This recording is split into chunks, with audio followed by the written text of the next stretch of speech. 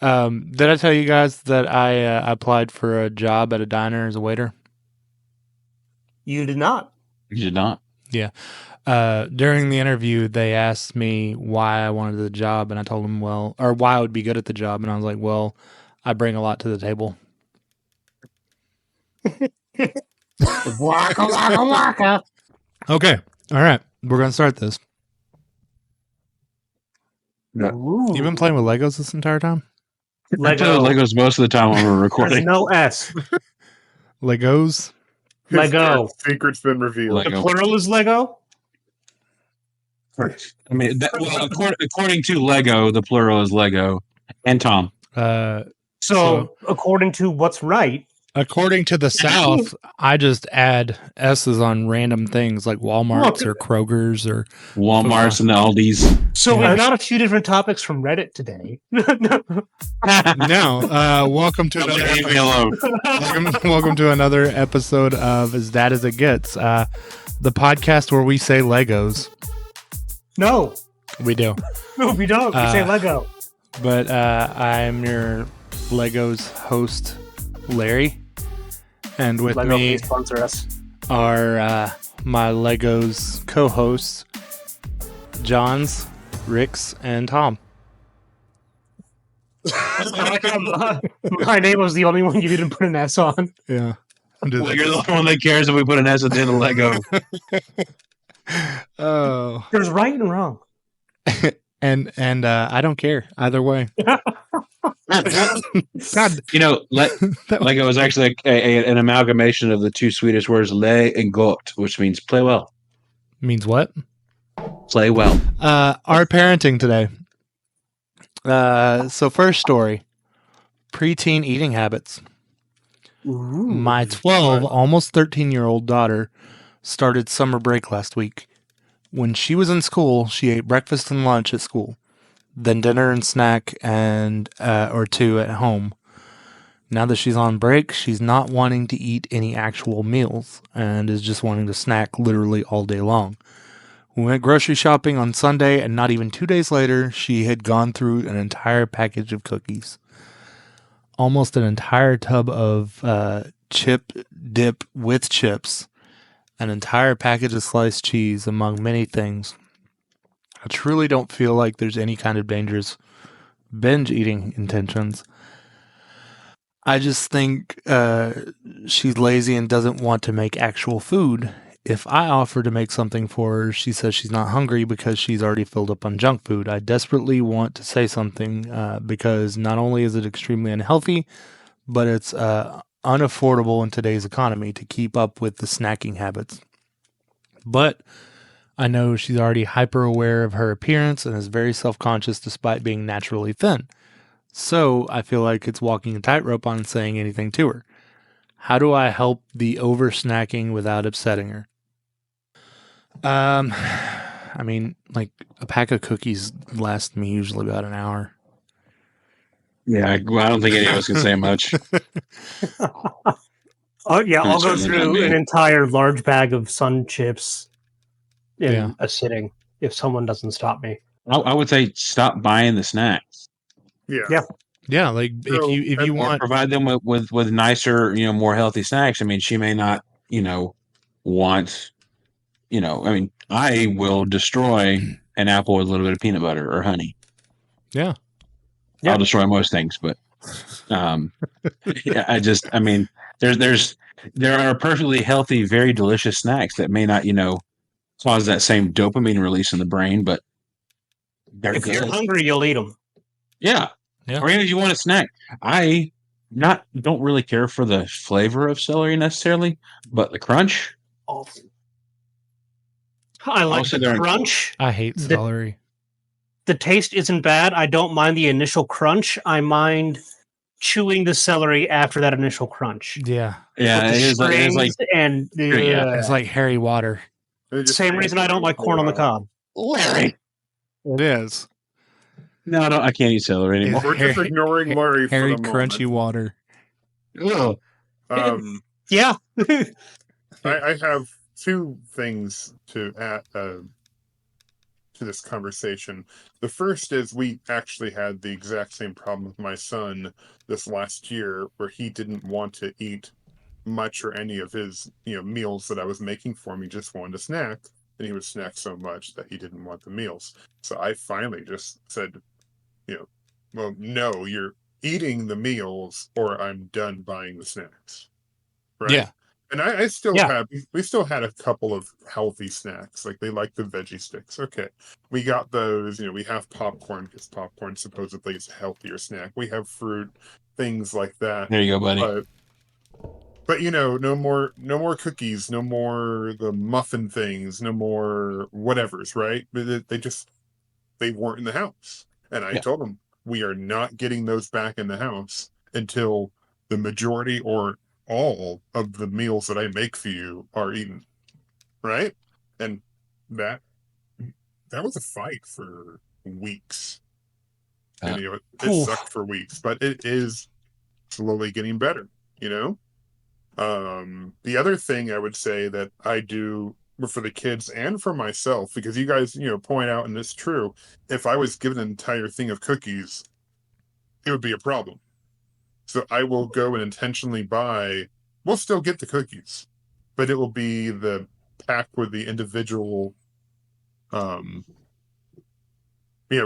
individual packages, right? Mm-hmm. So you still get the cookies, but there's like the little packs. I got like 8 to a pack. Yeah. Mm-hmm. Then I just grab that one and I go away. I don't take the entire thing.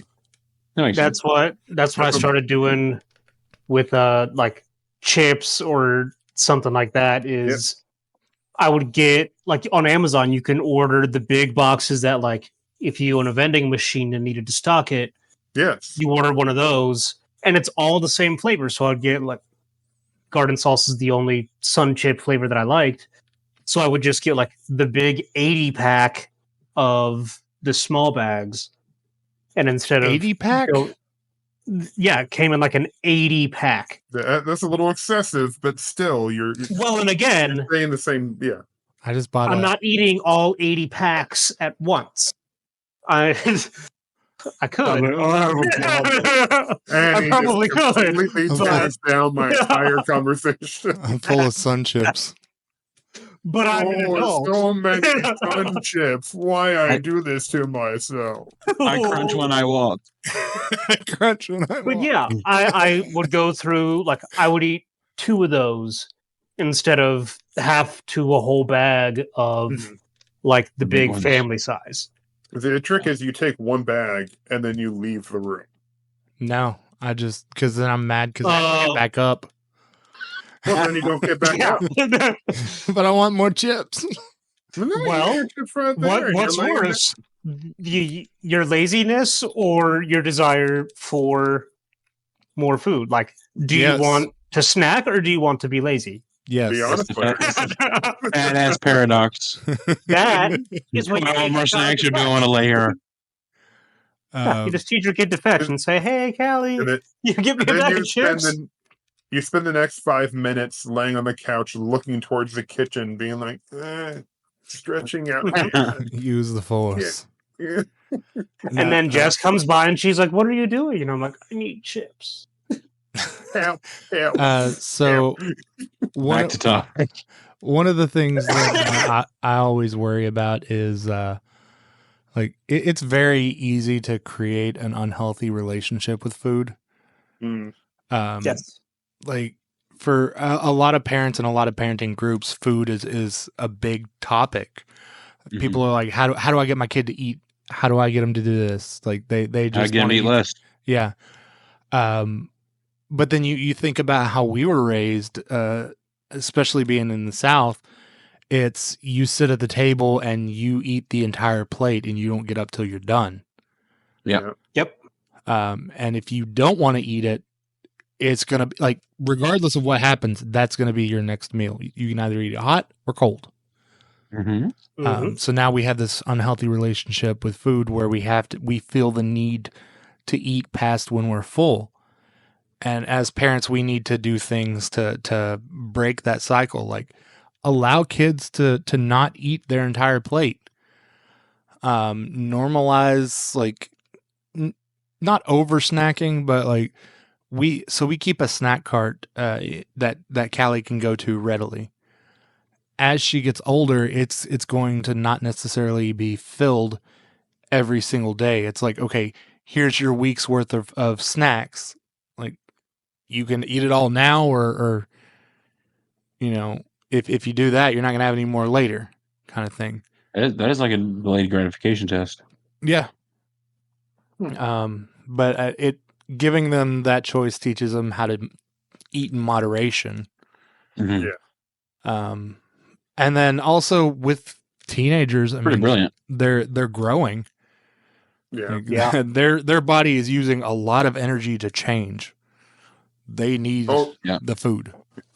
Also, you got to accept the fact that at some point you are going to lose the majority of control to that child when they hit into the teenage years, because they are becoming a fully coherent, sentient being that can make good choices. I'm using the quotes there. Well, and if it got blurred out when. So John's like flipping everybody off. Good job, background. Good choices. But if you do create that unhealthy relationship with food, they're going to end up hiding food in their room and like squirreling away candy and stuff like that. And that's going to lead to them being into an adult. So any conversation with food, I always recommend people to read there are a lot of like Instagram accounts, social media accounts, and books about the psychology of the relationship with food. Yeah. I've read into it a lot. And part of it is our, evolutionarily, whatever the correct term, the way to say that is, because we have, obviously the biological need for food. So our brain connects everything with the biological need. That's why cake, being very high caloric value, gives our brain, dopamine. Yeah. You get positive chemicals in your brain saying, hey, this is good. We need these calories because, whether you evolution's the way you go, which I am, we haven't gotten to that next stage of evolution. If you believe in creation, we haven't had an update since. So yeah, we're still hardwired to get, as many calories as possible. So when we have a lot of calories, your brain goes, okay, yeah, do that again. But the problem is, I weigh 460 pounds. I don't need any more calories. I don't need the cake. And that cake is looking back at me like it's got desires itself. So giving me dirty looks. Yeah. That cake just winked at me. It's been a while since I've sounded this fat, but yeah, it's you do have to take into, your biological need for things and the way it can be essentially, broken or shorted. You especially if you give yourself an addiction to something because of that biological need for it. Yeah. Yeah. So that's human body is a wonderful, especially the human mind is a wonderful, amazing machine. It's also really messed up. Mm-hmm. You got to be careful with it because you messed it up. We don't, and we probably never will. Yeah. Because it's continuing to change. Every generation, we have more and more mental issues, but also just new ways of looking at things. The brains, our brains certainly don't work the way our parents did. Mm-hmm. My parents' brains didn't work. But then, especially looking back 100 years, human brain, human psyche is a completely different thing. Oh yeah. I saw a study where they were saying that the level of anxiety that a teenager feels now is the same level of anxiety that a soldier felt from World War I coming back. I hate that I'm not surprised. Yeah. Now we're going to the next story. Yeah, as the story says, daycare advice, bad words. I'm curious how other people would handle this. Ever since my son, 3, was a baby, I've told him the real names for his body parts. He has attended this daycare since he was 1, and it's never been a problem. Recently, during bath time, he's liked to practice washing himself. So I asked him, "Did you wash your penis?" And he told me, "Don't say that. It's a bad word." He then told me his new teacher tells him it's a bad word, and he can't say it at school. So fine, I told him that some people call it willy, wee wee, but its real name is a penis. So I understand maybe this teacher is uncomfortable with naming private parts. I'm okay continuing to tell my son that some people say this instead. But I'm honestly not okay with her telling him it's a bad word. I don't want him to be ashamed of the word. It's not a bad word. So how would anyone else handle this? Do I talk to her? Do I just keep doing what I'm doing? And then they have an update. Update 1 got a bit more popular than I expected. His teacher wasn't there yet when I dropped him off, so I spoke to the director. She said she'd talk to her. She's very on board with using appropriate names for body parts. I'm sure when I pick him up from school this afternoon, I'll learn more of the context. So I've told you guys the story about like Callie screaming vagina in the store and calling me a poopy penis. I forgot about poopy penis. Yeah, I forgot about that too. Yeah, It's but a good nickname though. there is a reason why we taught my daughter the scientific names for things. Mm-hmm. It's because no confusion. Unfortunately, we live in a world where it's a possibility that like children will be touched inappropriately. So, for example, my nephew called his private parts his puppy dog, and it could like he could go to school or like go to school one day and be like, "Oh, so and so touched my puppy dog," and they're like, "Okay, well, he has a dog. That's fine." But if he's like, "Hey, someone touched my penis," then there's no confusion on that. Yeah. Yeah, Yeah. we're well aware. Yeah, it's like they know it. One big issue is it's very common for little girls to be taught to refer to their vaginas and parts down there as cookies. That's very common for some reason, which I really wish they'd pick something else. But it's very common. This. Yeah, I heard so many times when I was working with Lutheran Social Services as a child welfare specialist. So many of the little girls, whatever they'd be talking, and I'd hear their parents, "Did you referencing their cookie?" And I'm like, "Is that what we're referring to it as?" It is best practice to teach them to use the actual word because even if they're not going to disclose it to you, if they want to disclose it, like if it happens and they disclose it to the next person they see, "Hey, he grabbed my cookie. I didn't know you had cookies. Where'd you get the cookies?" And now the kid's confused because what are you talking about? Yeah. Yeah. So yeah, it's best practices to use the actual words, which does end up in some weird things. I was raised to not necessarily call it a penis, and it is still kind of shocking to hear my son ask if farts come from his penis, and things like that. I think I posted on Facebook a while back. Remy was just, I don't know what he was doing, but he goes, "Daddy, my penis is silly." What? Right. Okay. My penis is being silly. What do you mean? It's broken. It's still under warranty. What? Don't worry about it. Just leave your penis alone and play with Legos or whatever you're doing. But yeah, it's best practice to refer to it as that, so it removes any kind of confusion. Like Larry was saying, you don't. Yeah. The only thing I can really think of coming from a person who is married to and related to teachers is there's a very high, ever-present demand from a multitude of other parents, right? And I can understand their point of view if you have one child who's using that word around children that a parent doesn't want their child hearing that word. Okay, you want your kid using the word. Cool, that's fine. It's 100% fine. But you're not complaining. At least not loudly yet.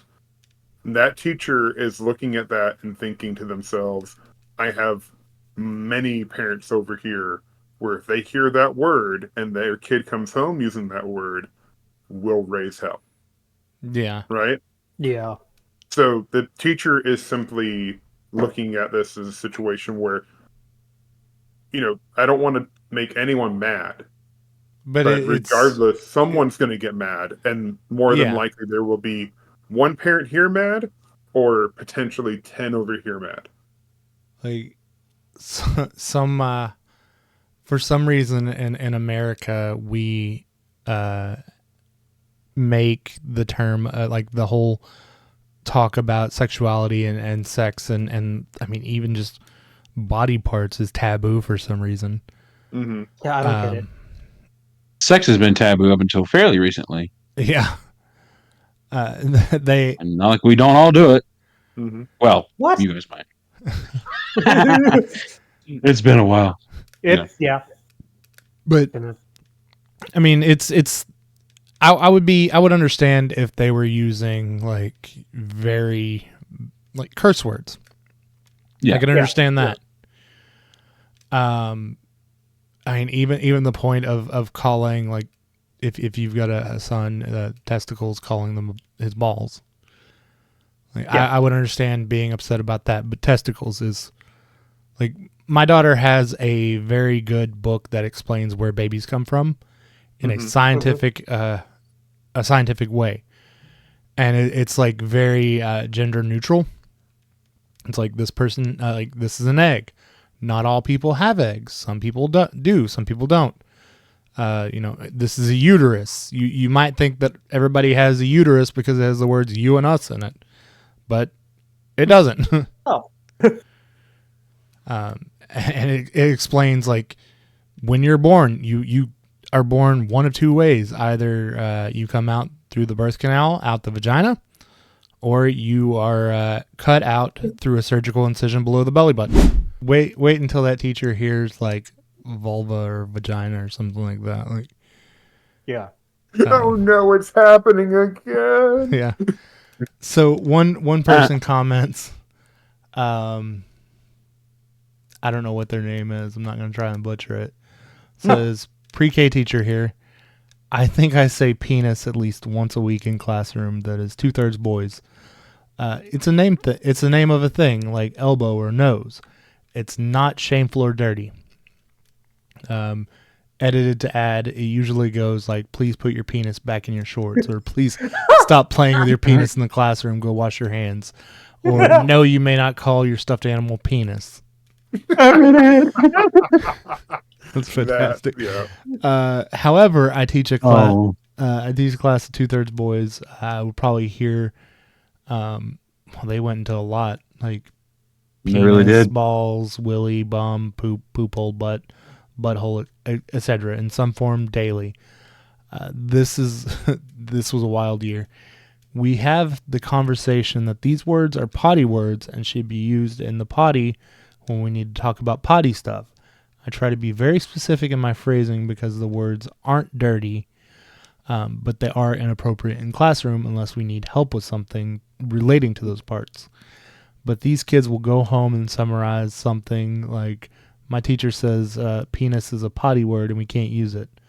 Did I? Kind of, not really. And then they added, a couple years ago, I had a very exuberant student who sometimes needed help with the bathroom.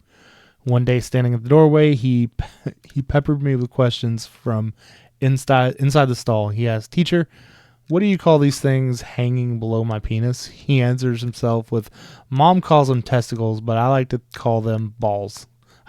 I like to call them big paws. My balls!" So 100% have a chat with the teacher with the assumption that there's a miscommunication or misinterpretation. Assume the best intentions. Someone says you could also reference the fact that the AAP, American Academy of Pediatrics, recommends parents use proper words for body parts. So we went way off. I'm gonna have so much to edit out. My final thought is poop. That's poop. As bad as it gets. It is. Oh.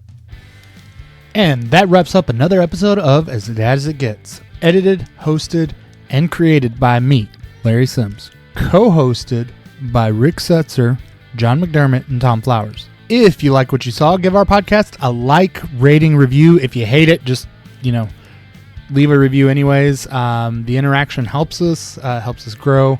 If you want to interact with us, reach out to us on social media at asdadasitgetspod on Instagram, or by email at asdadasitgets@gmail.com. Special thanks to all our listeners. You guys are fantastic.